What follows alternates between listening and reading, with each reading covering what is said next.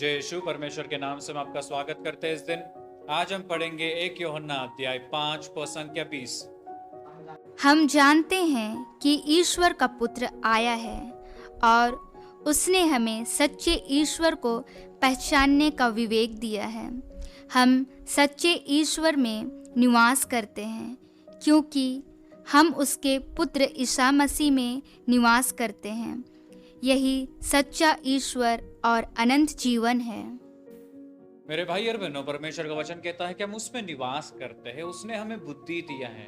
वचन कहता है, अगर हम याकूब में पढ़ेंगे कि अगर जिसको स्वर्गीय बुद्धि का आगमन नहीं है तो वो प्रार्थना करे, और अब पिता अपने दोनों हाथों से उसको स्वर्गीय बुद्धि भरने के लिए तैयार है। तो मेरे भाई और बहनों, हमें परमेश्वर ने ज्ञान बुद्धि हर एक चीजों से भरा क्योंकि हम उसमें निवास करते हैं। जब तक हम परमेश्वर में निवास करेंगे, हमें सही और गलत क्या है उसका करने का डिसीजन हमें मिल जाएगा।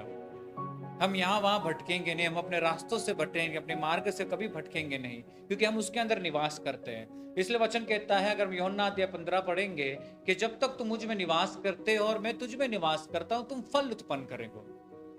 तो मेरे भाई और बहनों, हम हर एक चीज कर सकते हैं जब तक हम उसमें निवास करेंगे।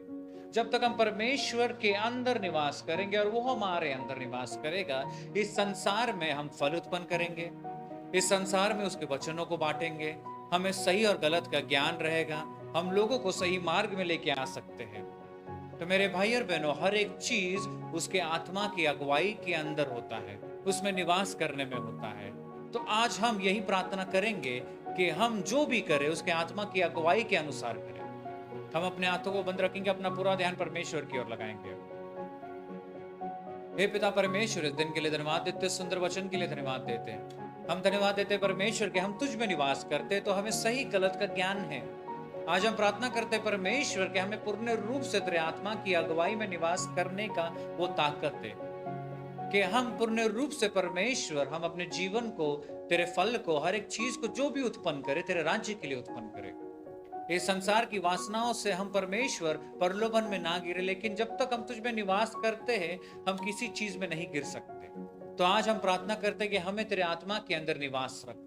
जिस प्रकार एक पिता अपने बेटे को अपने सीने की ओर लगाता है, तो उसी प्रकार परमेश्वर तू हमें उठा और अपनी ओर लगा कर रख। तेरे आत्मा के अंदर हमें बचा कर रख कि हम हर एक चीज परमेश्वर तेरे आत्मा और तेरे करुणा और तेरे दया के द्वारा करें। इस संसार में हम जहां भी जाएं परमेश्वर, लोगों को तेरा वचन बांटे, तेरे प्रेम बांटे, और तेरे आत्मा की अगुवाई द्वारा हर एक चीज परमेश्वर कर कर फल उत्पन्न करे। और यही प्रार्थना इस सुबह तेरे नाम से मांगते और कबूल करते हैं। आमीन। जय यीशु।